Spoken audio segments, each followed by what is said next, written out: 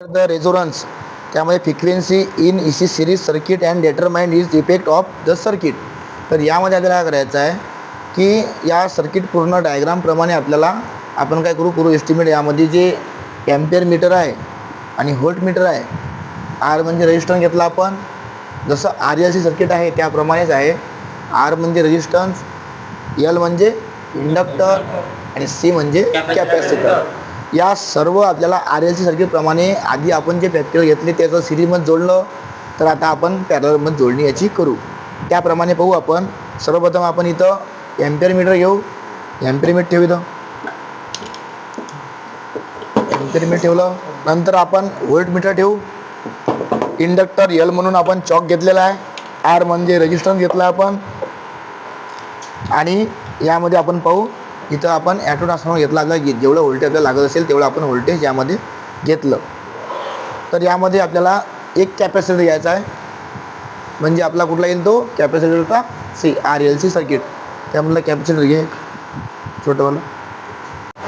ए म्हणून आपण ampere meter घेतलं. व्ही मध्ये व्ही व्होल्ट मीटर घेतलं. इंडक्टर घेतला, रेजिस्टन्स घेतला, कॅपॅसिटर घेतलं, बरोबर आहे. आणि फ्रिक्वेन्सी मीटर घेतलं. या डायग्रामप्रमाणे आपण काय करू, याची पूर्ण जोडणी करू. सर्वप्रथम आपण ए मीटर एम्पियर मीटर जे आहे आपण कशामध्ये जोडत आहे, पूर्ण ए सी सर्किटमध्ये.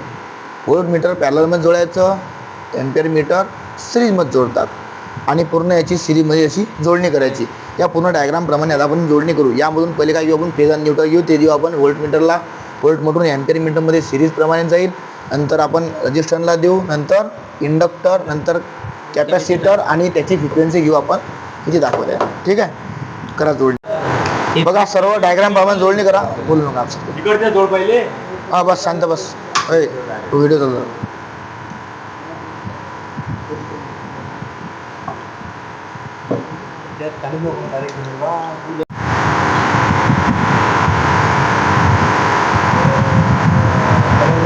या ॲटो ट्रान्सफॉर्मरद्वारे आपण फेजर न्यूट्रल घेतला, नंतर पॅरललमध्ये जोडला व्होल्ट मीटरला, नंतर एम्पियर मीटर जोडला आणि दोन वायऱ्या आपण एक फेजला फेज घेतला, न्यूट्रलला न्यूट्रल घेतला. पहिले एक आपण सर्किट तयार केलं एवढंच.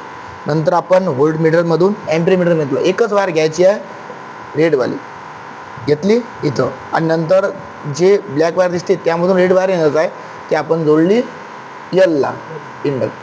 आणि नंतर घेतला आपण कॅपॅसिटर, नंतर रेजिस्टन्स. सेम कंडिशन आपण फक्त एलमध्येच पहिले फिरवलं, नंतर त्याला न्यूट्रल दिला.